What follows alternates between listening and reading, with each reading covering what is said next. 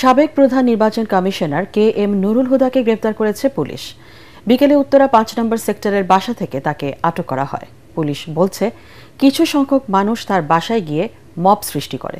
পরে পুলিশ তাকে থানায় নিয়ে আসে। ডিবির যুগ্ম কমিশনার মোহাম্মদ নাসিরুল ইসলাম বলেন, উত্তরা পশ্চিম থানা থেকে তাকে ডিবি কার্যালয়ে নিয়ে আসা হয়েছে। পরবর্তীতে আইনি পদক্ষেপ নেওয়া হবে। আরও জানাচ্ছেন মিজান শাহজাহান।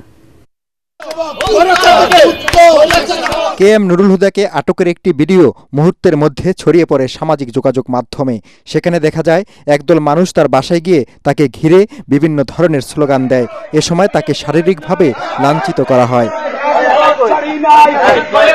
আজকে যে স্বৈরাচার পতন করতে গিয়ে শত শত ছাত্র জনতা হত্যা হয়েছে, এই স্বৈরাচারের ষষ্ঠ হয়েছে উনি। ওনার দিনের ভোট রাতের কারণে স্বৈরাচার সৃষ্টি হয়েছে।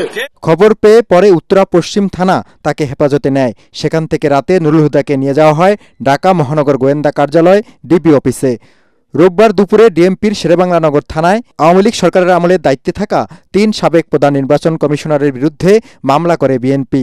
এর কয়েক ঘণ্টা পর নুরুল হুদা মবের শিকার হন। KM নুরুল হুদা প্রধান নির্বাচন কমিশনার থাকাকালে ২০১৮ সালের ডিসেম্বরে একাদশ জাতীয় সংসদ নির্বাচন অনুষ্ঠিত হয়। সেই ভোটের আগের রাতে ব্যালট বাক্স ভরে রাখা হয় বলে অভিযোগ বিএনপির। নুরুল হুদা ক্ষমতাসীন আওয়ামী লীগের নির্দেশ পালন করতেন বলেও অভিযোগ করে আসছে দলটি। মিজান শাহজাহান, ATN বাংলা, ঢাকা।